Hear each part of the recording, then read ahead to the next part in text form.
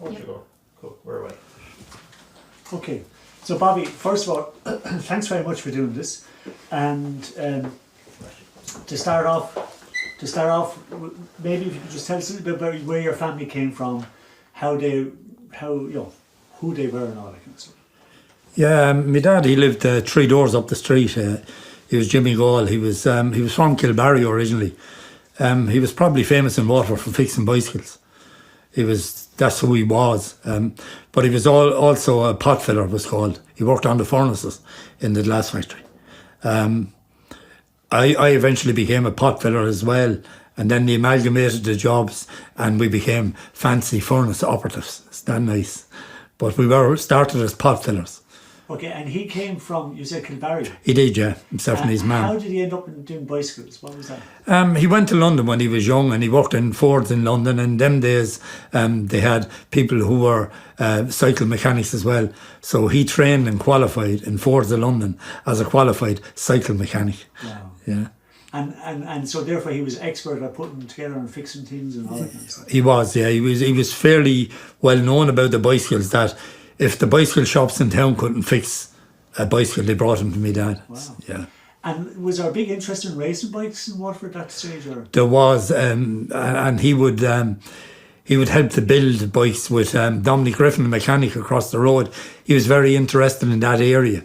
So my dad and Dominic would get involved in the newer racing bikes, and my father would make parts that they couldn't acquire and stuff like that. So with Dominic's help with all the little shop, the mechanical shop, yeah. And it's funny because people nowadays, young people wouldn't realise that there was a cycle track in the park, wasn't there? There was. For races. And I often tested, if you like, bikes that my dad would have fixed or whatever. He'd ask me to go down and do a few rounds, and he'd stand there and he'd ask me what I thought of it. And I didn't know much about it other than it was pulling this way or it was pulling that way, and I'd tell him and he'd adjust whatever needed to be adjusted and send me off on my way again, yeah. That's brilliant. And then your mum, what was her name? Vani was her name. But the Italians, like the Delicatos, the famous chip shop here one time, they called her Vianney. They said no, we said Vani, they said Vianney, no, it was Italian. So yeah, so. And where did her family come from? Her dad was from New Ross. Oh, so, yeah. And then did she ever work in she used to, no, she reared a family, but she used to tell this story about she qualified as a woman to work in the post office in Dublin. And she could never take up the position because she had a young family. But she used to take great pride in telling us that you had to be a fluent Irish speaker to get this particular position, and she was, so yeah. And did you pick up the Irish off her? No, not really. We could, but she was kind of proud of the fact that she did, but she never forced it on us. Okay. Her attitude is, if you want to learn it, learn it. But she could. I remember one time being out in Jack Meads or some pub in the country, and the All Ireland was on in Irish, and my mum was translating it for the pub into English. Yeah, wow. Yeah, that's great. Yeah. And how many kids was in the family then? I have 2 sisters and myself. I'm the oldest. Okay. I think my mum was quite late. I think my mum was about 37 or 8 when she had me, that kind of a way. So she was late in life at that time having children, yeah. So. And as a child, was your father in the glass at that stage? He was. He was on the furnaces in Johnstown, yeah. Okay. Well, he wasn't out in Ballytruckle, was he? He did stuff in Ballytruckle, the same as I did 12 months in Johnstown. My dad did all sorts of bits and pieces. There was a guy in Ballytruckle, a Mr. Batchy. He actually lived in Fidown, where my wife is from. Funny the way it all intertwines. But my dad, Mr. Batchy, got very interested in him, and he had my dad doing bits and pieces in Ballytruckle as well, yeah. Wow. So your family really from the start of the revival of the glass factory. Yeah. And then, and what was in your head, like, you didn't go straight into the glass factory from school, did you? I did. As a young fella, I went into the blowing room. So it's called knocking off. The blower would hand you down the glass, you'd straighten it, you put water on it and you knock it off. And another guy carried into the kilns where the process took place to cool it. I did that for 4 years. I went from the factory down here out to where the factory where I started in Kilbarry, but I packed it in after 4 years, yeah. And so, sorry, where did you go to school then, Bobby? I went to the manor. Okay.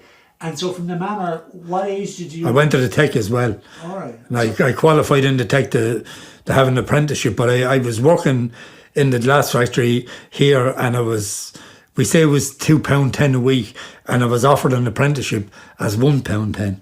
So I obviously stayed in the glass factory. And then, what age did you start in the glass factory? I started first when it was, we say, about 15, and I was there and I was 19, and I packed it in, and I ended up in Clover Meats. And why did you pack it in, just as my interest? Like I was getting nowhere. In the blowing room at that time, there was guys knocking off, and they'd apply for jobs around the place. There was jobs coming about all over the factory with the new place in Kilbarry. But I was applying for those jobs and I wasn't getting them. And I was, like in the blowing room, if you were knocking off, you were 16, 17. I was 19, if you see what I mean. So I said, I'm not staying here for the rest of my life. So I packed it in. You didn't see a future in that? I didn't know, no, I didn't. For me, I didn't know, no. Okay. And then what was it like working in the same place as your father? Was that kind of weird? Was it? Or? Yeah, he was the man, His name was Gaule, so they called him the General. I hadn't even a nickname. I was the General Jump fella. So like everybody had a nickname, Tommy Potts, and there was a thing called Cullet where they broke up the glass. There was a fella called Cully, Tom Cully. I didn't even have a nickname. I was just a General Jump fella, and he had a big reputation, and I had to try. It took me 15 years to realise that I hadn't to be as good as him. Yeah. Wow. So he was a big man. He in stature, he was a wiry man, but he was good at his job. Like he would do stuff like, we had shovels to shovel the material into the furnace. As he got older, he would go to the fitting shop and he'd get the shovels cut down. So he'd be doing more shoveling, but it wasn't as heavy. We had a thing called a ladle, whereas you would use it to take the excess glass from the furnace. He got a handle on it that was steel, that it didn't heat up as much as the other ones. He had all these little things he kept doing to aid himself. So from doing that, the lads recognised that he's the man. But I was only his son, And then, so when you left the glass factory, you went to Clover Meats? I did. Okay. And I met my good wife there, thank God. So there was some good in Clover Meats, yeah. And sorry, before we leave Johnstown, what's your memory of Johnstown? It was a big dirty factory. Dirty it was, insofar as it was all kind of compacted. Everything was kind of thrown at you. When you walked up the stairs, the kilns were there, the pot arch for the pots that we put in the furnace at the end of the week, and etc. And the whole thing was very compact. When I got to Kilbarry, the place was big. It was high. There was a big roof on it. It was, there was plenty of air per se, but Johnstown was tight and sweaty and hard to work in. You had no forklifts. You had hand lifters and everything was pushing and pulling and dragging. Whereas when we went to Kilbarry, you had a forklift doing that work. It wasn't you physically dragging the stuff around behind you. You just learned to drive a forklift to do your bits and pieces. And there's lots of funny clips where you see the blowers and all that drinking bottles of Guinness and that was kind of normal, wasn't it? It was, yeah. And the Germans especially, when the Germans came here, they were lovely people, and the Italians, the Morellis and the Kretzens and that. I went to school with Roberto Morelli. His dad was a stemmer. They were lovely people, but they discovered there was a pub across the road, and they discovered because they were so well revered in their craft that they could more or less do what they like. Now, they didn't go over the top or fall around, but if they wanted to drink a bottle, nobody would stop them, that kind of way. So that's the way it was, yeah. Because I saw a clip where, you see Joe Kretzen having a large bottle of Guinness as he's blowing and all that kind of stuff. So that was normal, wasn't it? Yeah, there's the thing up there I'd show it to you after. It's a basket Joe made. When I went from the factory into Clover Meats, Joe used to make these coloured baskets. I have one. And he wanted some sort of steak from Clover Meats. And I got it from him, and he made me the basket, tornado steak. And if I got you a tornado steak, I make you the basket. And he did. But he got loads of tornado steak while I was in Clover Meats, yeah. So it was worth his while. Yeah. And then, Joe, before you went to the glass factory, when you were a kid, what was your what was your idea of it? Because when you lived in a manor, you went to the manor school, and then Johnstown was open, and you lived up here in off Ballytruckle. So, what was your idea of the glass factory before you went in? I know you was not supposed to say that. They used to rob our milk off the windows going to work. Workers? Yeah. Cool. We caught them. But my idea was it was a tough job. You know, my idea was I knew a lot of the lads from around this area who worked there, like the Dials down on the terrace and Francie Ryan up the road, and there was the Farrells in Polebury, and they worked there. And speaking to them, they were older than me. Willie ended up in all the bands and that, the groups, the folk groups in Waterford. They would tell you, you know, the money was good, but it was a tough job. So, like, you knew maybe if you got in there, you had a job for life. But you knew also that they didn't pay you for doing nothing. You know, that kind of way. Okay. And then, when you went in as a young lad, you said your father was a big man and you were a nobody. Was it hard to be an apprentice in there? When I was in the blowing room area, my dad hoped at the time that I'd become a blower. He was on the furnaces, and it was a general worker's job, if you like. Although they thought they were more than general work because of what they did. But he hoped when I went on the floor, as it was called, in the blowing room area, that I'd become a blower. But I tried it. I went up on platforms, but I didn't have the skills. I didn't have the coordination to be a blower. Okay. Yeah. And so then when you went back to the glass in Kilbarry, you got in back into the same as your father, into the furnaces. I started in Johnstown for a year, and then when they closed Johnstown, on Christmas Eve night, I was on when the last shift was on. Yeah, and then we all St. Stephen's Day I ended up in Kilbarry, but on Christmas Day, me dad and all them ended up in Kilbarry. Yeah, so that's the way they did it. Yeah. And was the Mansion House then the main pub? Well, Philly Grimes's, and there was there was pubs at the car stand as well. What was the pub where the Growler was the manager? And they used to go there as well. But but the Mansion was the main pub. For Furnaceman, Garvey's was the pub. That's where we used to go after pot setting. On a Friday we did a thing called pot setting, and then there was a session in Garvey's. And that went on for years, yeah. So. And then how did you manage to get back into the glass? Because I mean that was a hard thing to get back after leaving. There was holiday relief work going. It was 3 weeks work. And what it was basically was you went in and cleaned up the place. The furnaces weren't being used, only taken over. The blowers were on holidays, and my dad said to me, I had been left off in Clover Meats. There's 3 weeks work below if you want it. We'll ask and get you in. And my mum said, you won't be able to get him in. He left the place. But he did, yeah. So he did, yeah. So he was an important guy then to get he ran in the right circles. He fixed the general manager's glass house. Went up when there was storms or anything. He fixed the glass house and he cut his grass and he painted his railings. So I suppose, that got him it. And then when you went back then as a furnace man, could you just tell me what did the furnace man do? The furnace man per se took care of the temperatures. But we were pot fillers. You had a furnace man and 2 pot fillers on a shift. And it was the pot filler's job then to shovel all the material in through a hole about that size into the furnace. And you put up stoppers on it. And over a period of about 2 days then, you melted the glass into it becoming what was used then for the molten glass that was used for the blowing the glass. And I said, we were the guys behind the scenes that produced the glass, if you like, from just an ordinary material, a mix, into a molten glass. And what was a mix? Batch, and there was red lead, and there was white sand, and there was potash, and there was a little bit of arsenic. Okay. And arsenic. This stuff is kind of lethal, isn't it? When you add it all up, yeah, it's a lethal mix as regards for workers to inhale and all that kind of stuff. Like even when they were adding the arsenic, it was kind of sneaked in. Like Pa Jacob used to come up on the floor when you weren't looking, and he kind of pushed back some of the stuff and put in this little thing of arsenic, that kind of a thing.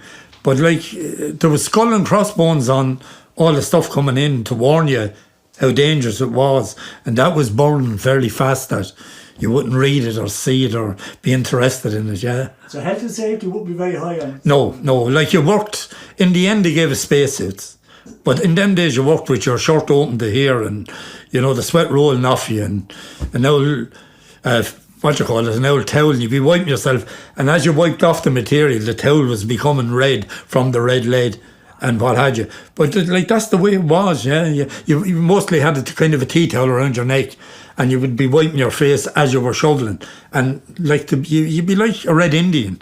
And you put the mix into the yoke. What was the yoke that you put into the? A bin was called. It held about a ton and a quarter. It was a mix of all the materials, and then what they did was glass, that excess glass. They crushed it all up. That they call that cullet, and they put that back on the top of it. So you recycled glass that wasn't used. It was cut off when you blew a glass, you had a kind of a little bubble on top. So they had to cut that off when they were cutting the glass. So that was excess, and that all was crushed and put back into the furnace over and over again. Yeah. And then, how often would you take out a load out of the kiln, out of the ovens? Would it be every morning, or how would that work? What happened with us was when the pot, the glass was melted in what was called a pot, and there was about a ton and a half in the pot in the furnace. It was a big ceramic holder, if you like, that was put into the furnace, and the glass was then shoveled into that and was melted in it. Now, at the end of the day, you could have a quarter of the pot left. So what you had to do then was, there was big spoons, is the only way I can describe them, and you had a big iron bat with water in it. So you went in with the spoons and you took out on the spoons all the molten glass and put it into the big iron bat with water in it for it to cool down. You emptied the pot, and then you put the new mix into it then for the next day. Okay. And then, Joe, when you brought out that pot and the workers then could start working with the glass, what did you do then after that? What was your job? Well, we had to get it. In Kilbarry, you did it with a forklift. You had to go to the batch plant and collect it. And the cullet as was to be put on it was your job to measure the amount of cullet that went on it, etc. And mostly on the day shift, it was mostly monitoring the furnaces and doing bits and pieces. But all our work started when everybody went home. Okay. We were the little fairies that produced everything. And when they came in the next morning, at 8 o'clock, by magic, there you were. So you had very odd shifts then, did you? We did, yeah. We worked, in the end it was 12-hour shifts, but we worked 8 to 4, 4 to 12 and 12 to 8 every day of the year. Christmas Day, Patrick's Day, it didn't matter. If you were rostered on, you were rostered on. Now, you got a lot of money for working Christmas Day. Given that you did get triple time and £500 30 years ago, which you could possibly buy a house for working Christmas Day. But the way it worked, Holly, is if you were working that day, I didn't take the day off and catch you. That wasn't done. There was an unwritten law that if you were on, you were on. You went to work, and that was it. I think once in 39 years, there was a guy turned up here on Christmas morning. His mum had died. He had his lunch. He said to me, "Bobby, my mum is after dying. Will you go to work?" And I think it was the first Christmas Day I'd gotten off in 13 years. And we had young children. But I looked at her and then she just nodded. I took his lunch, which I didn't need, and I went to work. That's the way it was, yeah. Wow. And so, like, I mean, Jesus. By the way, I worked the millennium, the change of the centuries. I went in 1999 and I came home in 2000. For that particular shift, we did 12 hours. We got €100 an hour on top of triple time. So I did 12 hours. So I got €1,200 for the shift, plus 300. So I got 1,500 from going from 1999 to the year 2000. And we had they were expecting Armageddon, if you remember. They thought all the electrical things were going to go, and there was all sorts of engineers there to do the particular shift. The only thing that went wrong was the fridge cut out, and they knocked on the door. We had this small canteen. We were in the older part, and they were down at the new big modern furnace. It was colossal, big thing. That's where they were watching. They didn't mind if our little furnaces went, but there was a knock on the door, and they handed in 2 bottles of fairly famous champagne, I was told. I didn't drink. The guy I was on with had a ball that night. So.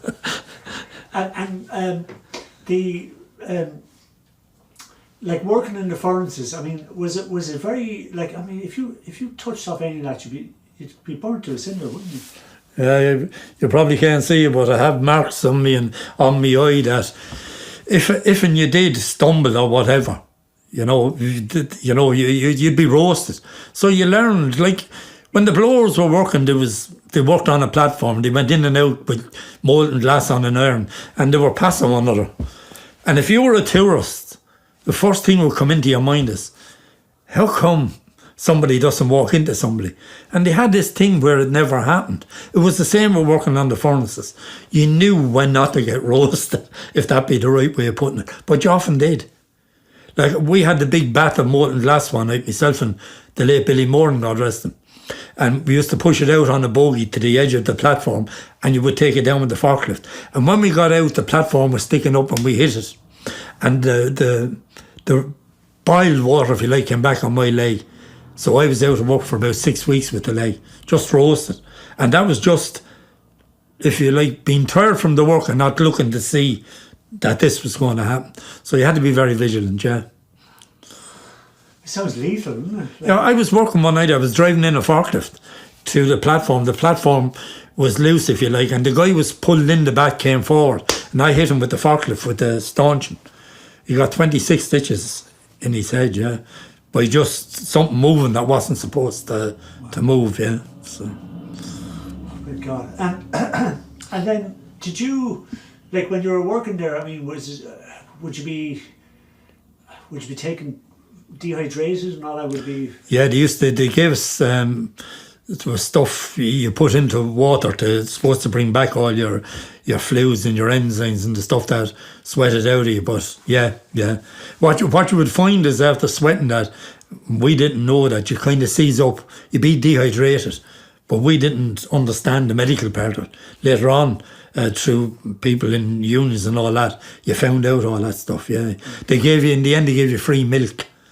So you get crates of milk to put in, and they gave you fridges to put the milk in to drink all the time. That was supposed to help, yeah. And then just within the furnace men, was there a kind of a pecking order? Like, was there, like, you mentioned your father, like was it the older men were the bosses, or was it how did it work? Yeah, they were. Yeah, mostly the older men were the furnace men, and I was as a pot filler. Okay. They amalgamated the jobs to become a furnace operative in the end, and they cut down on the manpower. So their thinking was, if they cut down from 4 to 3 on a shift, and everybody became capable of doing the job, all the job. Whereas before you had a furnace man who was to do with all the monitoring, etc. I was to do with all the physical work. Now, it never worked that way with the shifts I was on. The shifts I was on, the furnace man came in and did some of my work, and then if need be, I'd monitor for him. And that's the way the shifts I was on always worked. Other shifts didn't work like that. The furnace man was the furnace man, the pot filler was the pot filler. But in the end, they amalgamated the whole thing that everybody was flexible, and was able to do everything to do in the area of the furnaces. But I mean, it sounds like that your job wasn't boring. Like, I mean, No. We were. I'd like to think we were all entertaining towards one another.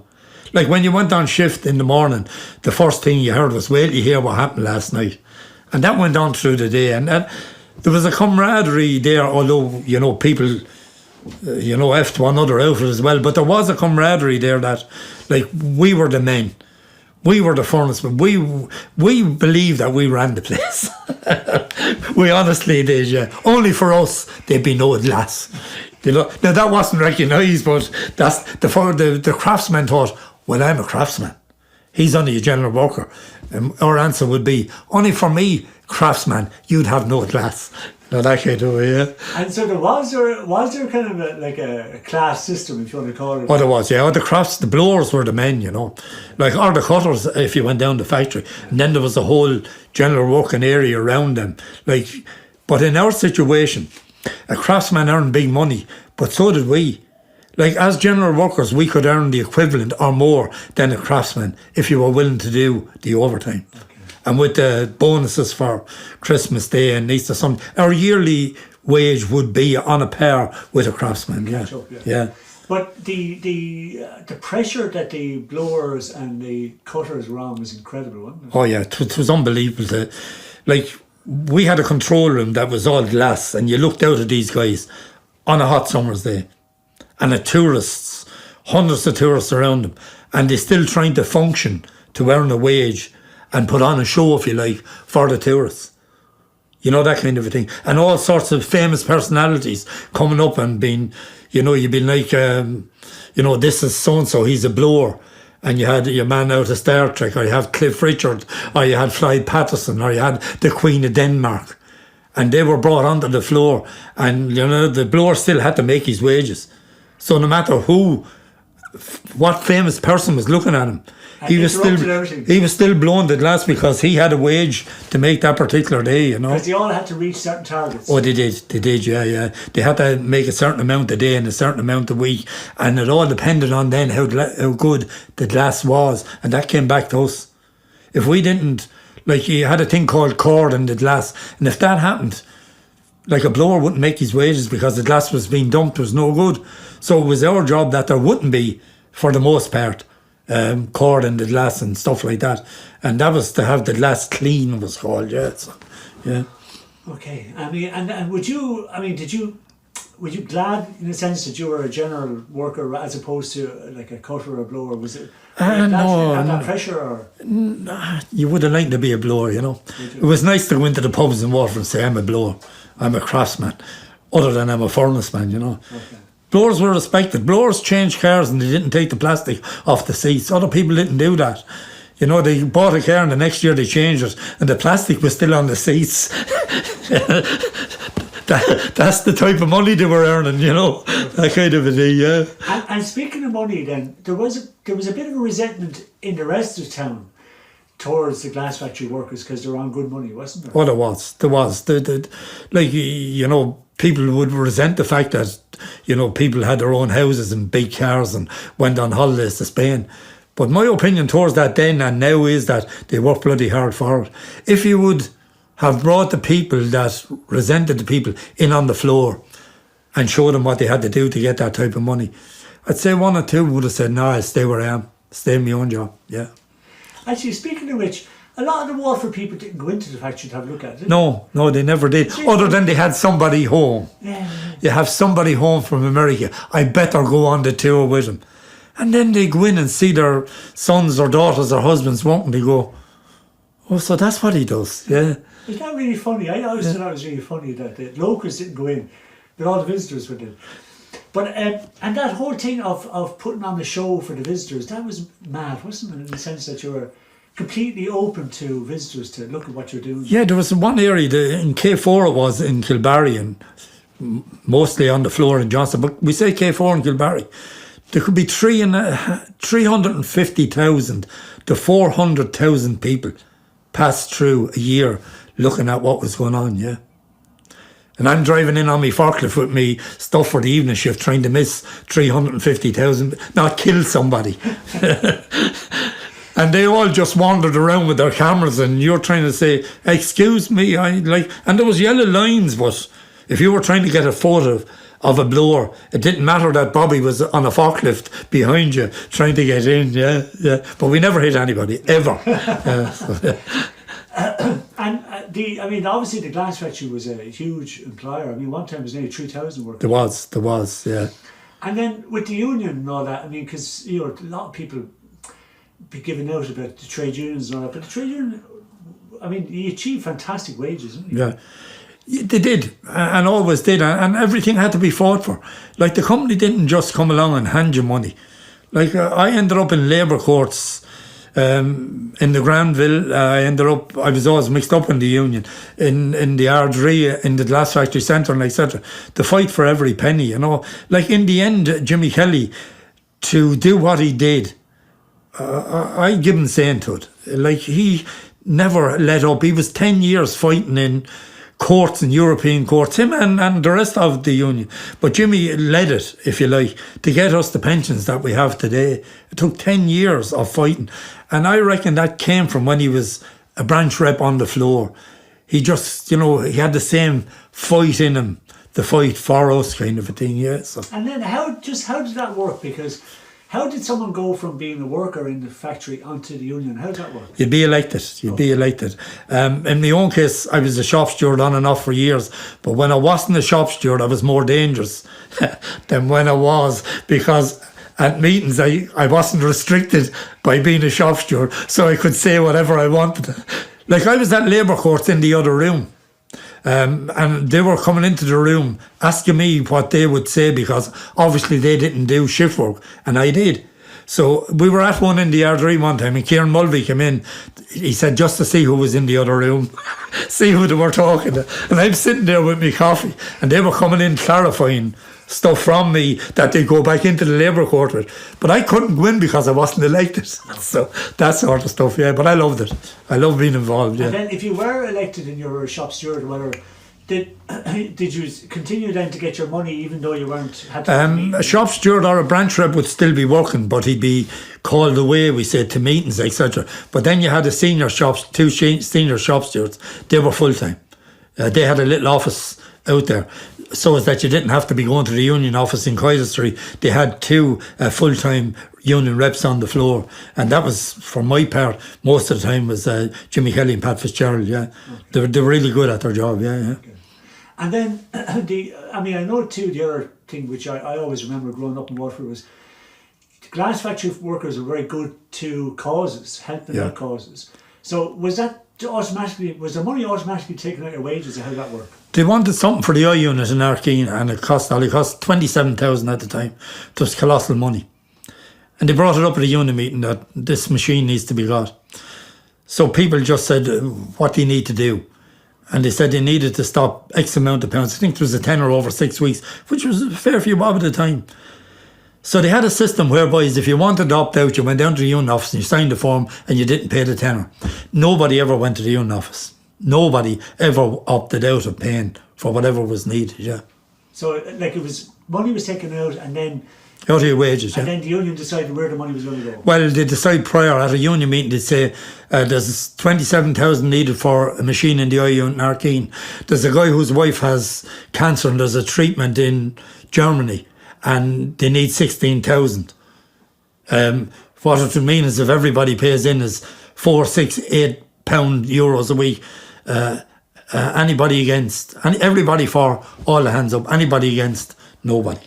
That's the way it went. And then also even things like, for example, I remember after the coal miners' strike in England, like in Wales, in the UK, I remember didn't the miners send over a choir one time to thank the glass factory workers because they did, and they did collections in the mines for us. We were on strike, and I remember poor Shammy Power, God rest his soul, and we were in the Ardree. And Shammy had collected colossal money from the miners, £10,000 or something. For you? For us. And he had come back to say that he had 10,000 for the fund in the Ardree. And God rest his soul, I'll never forget it, to be told that the strike is over.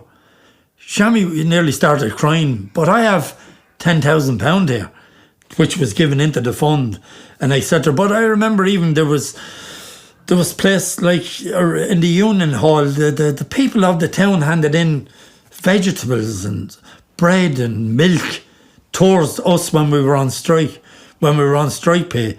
So if you wanted stuff for your family to eat, you went down to the Union Hall and did your shopping. And the people of the town did that for us because of what we had did for the general community. You know, but did you also support the strikers when the union? Oh, we did. We did big time. Yeah, we did. Yeah, we went over, like our lads went over and went on the picket lines and showed solidarity and brought money from the factory over to support the cause in Wales as well, especially.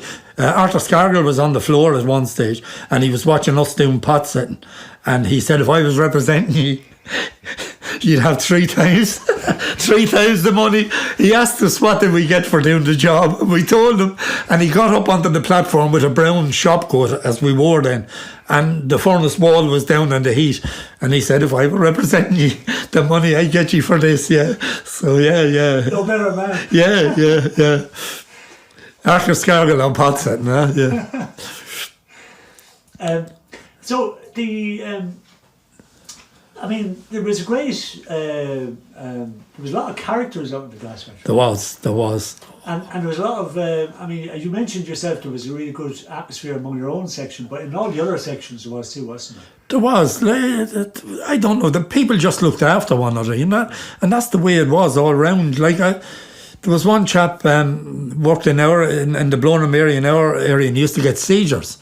And like the way he was looked after, if he had a seizure, and he was brought into our control room and he was given tea, and it would pass in about an hour, and like the lads in the Blown then made sure he didn't kind of work for the rest of the day, but he still got his wages.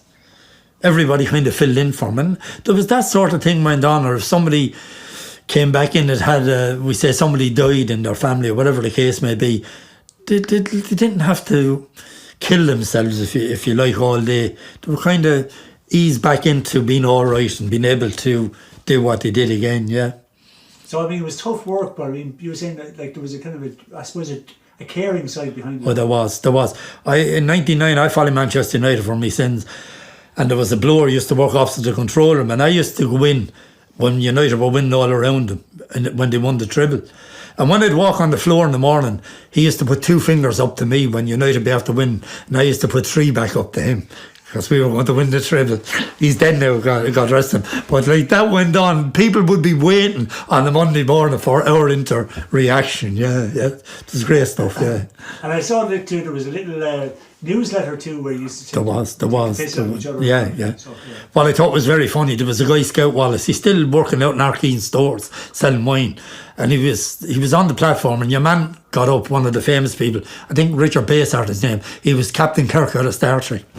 And he went over to Tony Wallace, Scout we used to call him, because he was in the Scouts. It's obvious, you know, the Scout. So Scout is blowing. Scout is about 7 stone weight, and it's in the summer and he has a vest on. And Basehart said to him, my God, that's a tough job.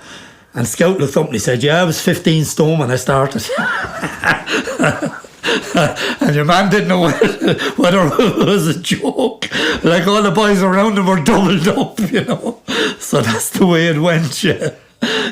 And can I just ask you about the actual craft? Because, you know, I suppose a lot of Waterford people took it for granted, you know what I mean? Because, you know, everybody, Waterford glass was made in Waterford, blah, blah, blah. But it was a highly, you know, beautiful craft. Do you know what I mean? And highly skilled craft. It was, and where you'd appreciate, I have a little horse over there that a guy made, he was from Austria, I think, and he was working out of Switzerland. He was fairly famous in his own right, but he actually came in to do stuff with Waterford crystal material. And then it was going to be worth more money because of his name and because it was Waterford crystal. There were little guys from Japan came in, and they made pieces, cockles, and they put real gold into the cock's mane kind of a thing. There was guys basically from all over the world, that Americans that came in to work in Waterford crystal with our own craftsmen. They kind of interacted with one another, and this was wonderful stuff to see these guys in action from around the world that were revered from being what they were, working with our guys, and our guys could stand up to them. They were every bit as good as these guys were amazed when they came in that our guys could be as good as them, and they were never they were just known as a blower or a cutter or whatever the case may be. But in their own right, they were as good as anything in the world, yeah. But we didn't really appreciate that, did we? No, we did not. We didn't appreciate how good a craftsman we had. You No, know? like if you got a special piece made, they call them, for a president or a queen or a king of some country. And when it was done, it was just shipped off and it was handed to this queen. And like you probably saw it on the Munster, the News and Star, about 3 weeks after, a little photo in the corner, that the Queen of Denmark or the President of the United States gets a bowl of shamrock. The bowl was made by Waterford crystal craftsmen, but everybody was looking at the shamrock. You know, eventually when the shamrock was gone, I'm sure the President looked at the bowl and went, wow, this is wonderful. You know, that kind of a way, so. Yeah. And just in relation to, I suppose, the demise of the factory and all that kind of stuff. I mean, that was a really tough time for everybody, wasn't it? That whole period. It was, and it's even sad now. Like, if I went to McDonald's on the Cork Road or some of the restaurants on the Cork Road, in the background was the glass factory. If you had visitors with kids, you brought them out there and you looked up, and in the background was the glass factory. The saddest thing ever now is when I'm there and I look up and there's nothing at the skyline. It's gone. I walked up and down that Cork Road for the bones of 40 years. I've never driven a car, and there it was. When I was in bed in the night, I could hear the lads on the furnaces down the forklifts going, because I knew what was going on, and dumping out bats of glass, molten glass. I could hear that going on. Other people around the town mind, they knew what it was. But I still listen in the night. No, nice, I still think I hear the place going on, yeah. Or the fans roaring. As you went up the Cork Road, in the morning you turned on all the fans to cool down the blowing rooms. And as you walked towards the factory, you could actually hear the noise of the factory as was, yeah. And that's all gone now. It's sad out, yeah. And then obviously, I mean, it's kind of weird to think then that, you know, like, that was normal for young lads, mostly fellas, but going in there as apprentices and all that kind of stuff. And like, where's all those skills gone? Do you know what I mean? It's kind of funny how... It's funny, there are... I know people might know this, but there are... Like, John Foley works in a factory in Canada. There are... God rest her soul, Junie Bowes, one of the TBs, Philip Welch and Polbury. They work in glass factories all over the world. So there are people who worked in Waterford Crystal that are still working in glass factories in Canada and America and some of the European countries as well, that they just basically took their skills with them. But I'm saying, like, for the young generation now, as kids, they're not going into the factory, they're not going into that whole area, which is a like highly skilled craft. I say, like, with the one that's on the Mall now, there's a kind of... It keeps its memory going. But as it was, and the amount of people, like, when I went up the Cork Road in those days, you could have maybe 700 to 1,000 people walking towards the factory. It was just unbelievable to see it. When you got to the statue on the Cork Road, the grotto, to see the amount of people in front of you walking towards the factory, and in the same coming back in the evening, it was amazing at the time. And it's all gone now. Like, even we got to know all the people on the Cork Road. Like, in the summer especially, they'd be standing at their doors, nodding at you, going to their own work. And you got to know all those people as well, you know, through the fact that you worked in the glass factory. But that's all gone now, you know, so. And looking back on it now, I mean, what's your I suppose, your abiding memory of the whole place? What was it? It gave me this house. I paid off my mortgage here, you know. I bought this house and it went to the door there, and I lived in the street and I knew what had to be done with it. And I was coming from a brand new house in Ballybeg into a house that was 100 years old here. And there was all sorts of work had to be done. And I knew, working in the glass factory, I could do, or my wife designed the whole place, we could do this. The fact that I was working in the glass factory. It was crazy now when we moved in, it was so small towards where we lived and what we had to do with it. But I knew at the time that I was working in the glass factory and I could do that, as did other fellas who bought brand new houses all over Waterford and paid off mortgages and etc. and reared families and sent families to college and university and etc. And now,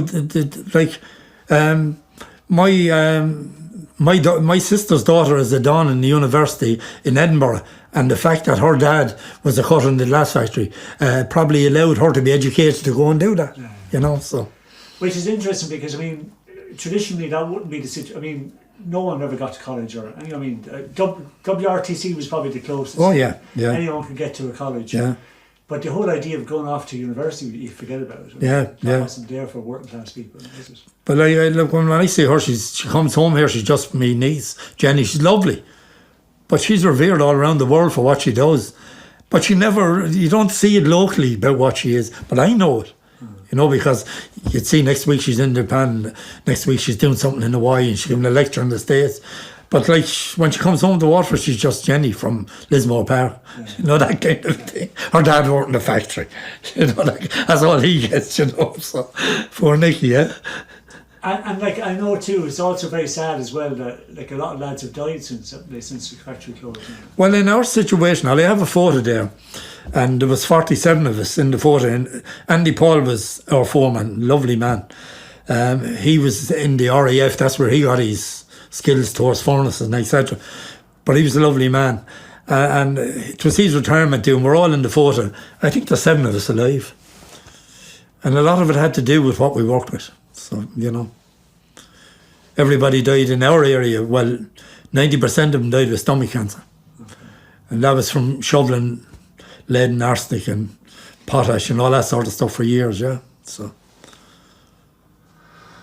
Yeah. Well, anyway, thanks very much, Bobby. That was really interesting. And just before we leave, what else? I mean, I know there's a big social side to the glass as well. You know, like between the glass centre and all that kind of stuff. And were you involved in any of the sports or any of the kind of activities that were kind of... Because that was a big part of the glass, wasn't it?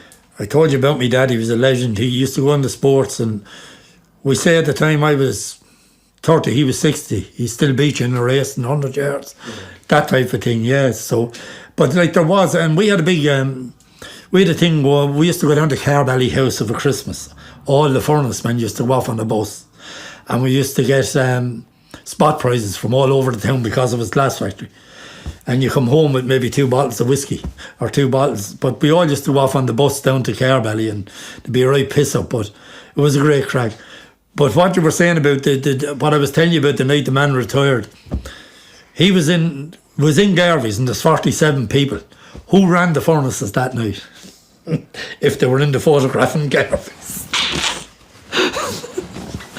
The security men were on standby that if any alarms went off that night, ring Garvey's and get some of us back.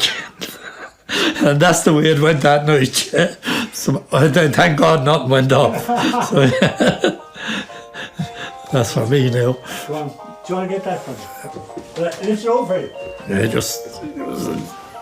that's probably the way, sister. Hello. Could I just ring you back, Nora, just to have somebody here in some part? This man here, he was the foreman all my life in the factory. Well, most of it anyway. He was retiring, and we were presenting a little set to him there. There's a lot of the people in the photograph are dead. So, yeah. Tell us some of the names of it. He was called Tommy Doherty, but we call him Tux. He was one of the he was one of the old gang that, I suppose, only for him and men like him, I wouldn't stayed on. That's Michael White, we call him the Mauler. Danny Waters, the Stroker. That's Michael Rowe now. Michael will be kind of still famous with the St. Patrick's, looking after the Friends of St. Patrick's. And Johnny O'Brien is there somewhere. There's Johnny. He's dead now, God rest him. Johnny and Mikey were the Friends of St. Patrick's. That's Mr. Ford. He was never anything, only Mr. Ford. He was the engineer that looked after the furnaces. Obviously, that's me and my dad there. That's Liam Kehoe. He's dead now as well. Liam was our foreman as well. That's Terry Byrne. Terry was one of the best union men that I ever worked with in my life. He came to the factory from the ESB with that type of background, and he was a great out-and-out union man. There's a few brothers in it. He's dead. That's Johnny O'Brien, and that's Tom O'Brien. Tom worked on the furnace as well. They were a famous family in the glass factory, and Tom, unfortunately, is dead as well. So, yeah, that's Joe Power. That's Seamus Burke. He was another foreman. I actually went with Seamus the night he went home to tell his family he had cancer. I met him in a local pub. We had a few drinks, and he said, "Will you come up with me?" And his wife was a nurse in the hospital, and when we went in, he said, "I have cancer." Sure, the woman was a nurse, she knew it anyway. So, yeah, that's Dick Carey. Dick lived in Polbury, was a great mate of mine. And that's Jimmy Elliott. Jimmy was from Passage. There was a big snowstorm one time at a Christmas time, and they had to keep the furnaces going. Jimmy walked in from Passage. Wow. So, yeah. As did, where is he? Patsy Power. Patsy walked in from Ballygunner. So, yeah. And what pub was this in? That's in Garvey's, in the lounge as was. Look at the telly, the state of it at the time. Yeah, great days. That's where we used to bring all our wives on a Friday night for entertainment. They'd put on the telly, and we'd all sit around drinking, watching the telly. That was entertainment in those days, yeah. A novelty. Yeah.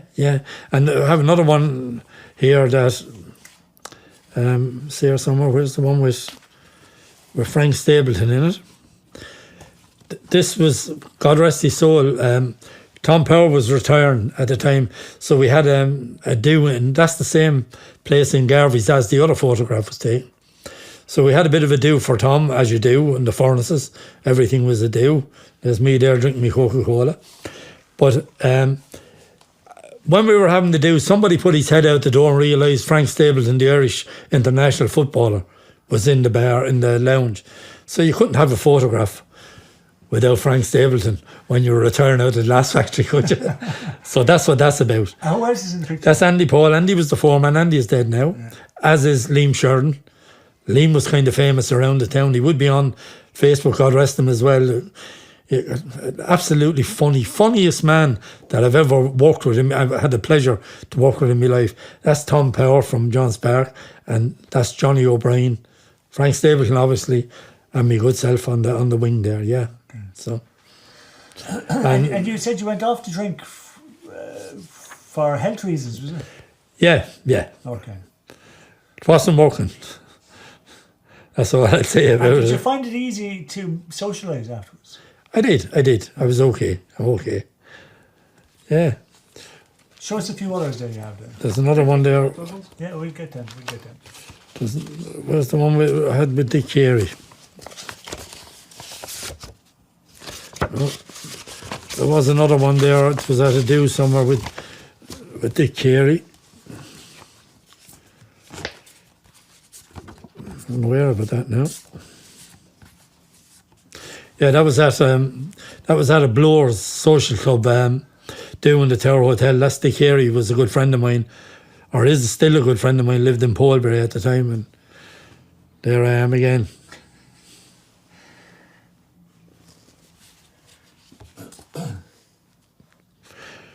And that one, I'm with the love of my life.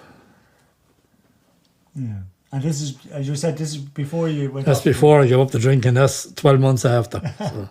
Clean, a new man. Yeah. A new man. Same good looking woman though. As she is today. Yeah. You've been trouble. Yeah. So just finish off. Could we get you to just? I'm just thinking, Keith, to get Bobby maybe to talk about some of the pieces, because it'd be really interesting. Could we keep going then? Just could you point out to some of the pieces that are there, Bobby, about those pieces? Right, that's called a king bowl, obviously from the crown on the top of it. That would be becoming very rare. But even in its day, when I bought that 30 years ago with the discount, we were given a discount at Christmas time. That cost £400 with a third discount. So like I was offered 2,500 for it lately, euros, but it's not for sale. An American that I happen to know through something else, he offered me 2,500.